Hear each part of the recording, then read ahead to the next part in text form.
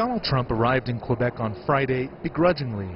The U.S. president reportedly asked aides, why should he bother going to the G7 summit in Canada? Trump has been at odds over trade quite publicly with the other leaders from the group of industrialized nations.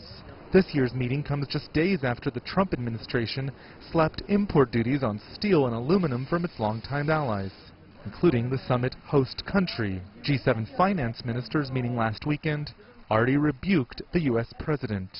And the other 6 nations promised a unified front against Trump's America First policies. Canadian Prime Minister Justin Trudeau, meeting Trump just hours after the U.S. president criticized him, tried to put on a friendly face. We both got elected on a commitment to grow the middle class and help those working hard to join it, and that's exactly the kinds of things that we're going to stay focused on. Our relationship is very good. We are actually working on cutting tariffs and making it all very fair for both countries. Before leaving Washington, Trump suggested the U.S. is the victim. We have massive trade deficits with almost every country.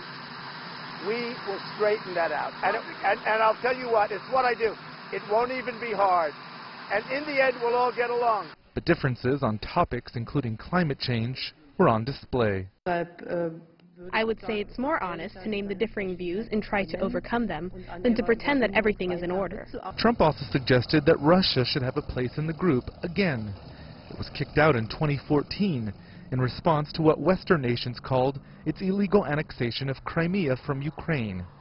The new Italian Prime Minister supported the idea, while a spokesman for the Canadian Foreign Minister said Ottawa's position remained unchanged. And this from the European Council President. I see a lot of speculation about G6 plus 1 or G7 minus 1 or G7 plus 1. But let's leave 7 as it is. It's a lucky number.